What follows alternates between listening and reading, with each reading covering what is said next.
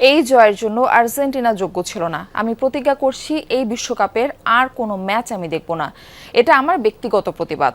আর্জেন্টিনার বিপক্ষে হেরে বিশ্বকাপ থেকে বাদ পড়ে এভাবেই হতাশা ব্যক্ত করেছেন মিশরের কোচ হোসাম হাসান।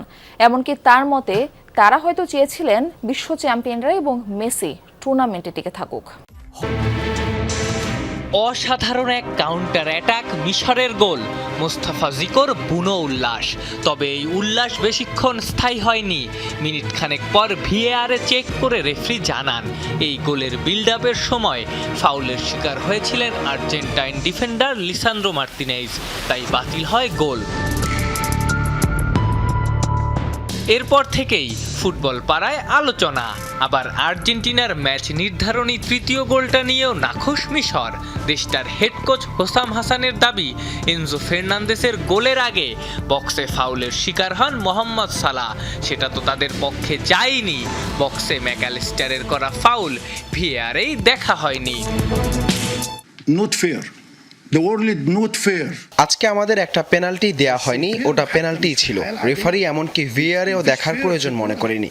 আমাদের দ্বিতীয় গোলটা একটা অদ্ভুত কারণে বাতিল হলো। একবার ভিএআর থাকলো, অন্যবার আবার থাকলো না। তবুও জীবন, তবুও পৃথিবীতে ন্যায্যতা নেই।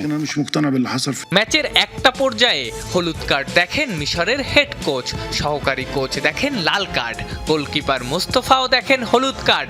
সব মিলিয়ে 6 জনকে কার্ড দেখান ফরাসি রেফারি ফ্রাসোয়া লেতেক্সিয়ে। ম্যাচের আগে এই রেফারিকে নিয়ে অভিযোগও করেছিলেন হোসাম। ম্যাচ শেষে রেফারি লেতেক্সিয়ের সঙ্গে তার কথা কাটাকাটিও হয়।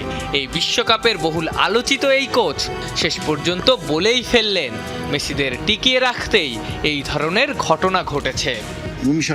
বিশ্ব চ্যাম্পিয়নদের চেয়ে আমরা ভালো খেলেছি, কিন্তু মাঠের ভেতরের কিছু সিদ্ধান্ত এবং মাঠের বাইরের কিছু বিষয় ম্যাচের ফলকে প্রভাবিত করেছে। হয়তো তারা চেয়েছিল বিশ্ব চ্যাম্পিয়নরা এবং মেসি টুর্নামেন্টে টিকে থাকুক। মিশর কোচের হতাশার গল্প এখানেই শেষ না। 3-2 গোলে হারা ম্যাচ যোগ্য দল হিসেবে আর্জেন্টিনা জেতেনি বলেই তার দাবি। এমনকি বাড়ি ফিরে এই বিশ্বকাপের আর কোনো ম্যাচই দেখবেন না বলে প্রতিজ্ঞা করেছেন হোসাম হাসান। আমি বলছি এই জয়ের জন্য আর্জেন্টিনা যোগ্য ছিল না। আমি প্রতিজ্ঞা করছি এই বিশ্বকাপে আর কোনো ম্যাচ আমি দেখব না। এটা আমার ব্যক্তিগত প্রতিবাদ। হোসাম হাসানের অভিযোগ, ফিফা মুখে ফেয়ার প্লের স্লোগান দিলেও মাঠে দেখা গেছে তার উল্টোটা।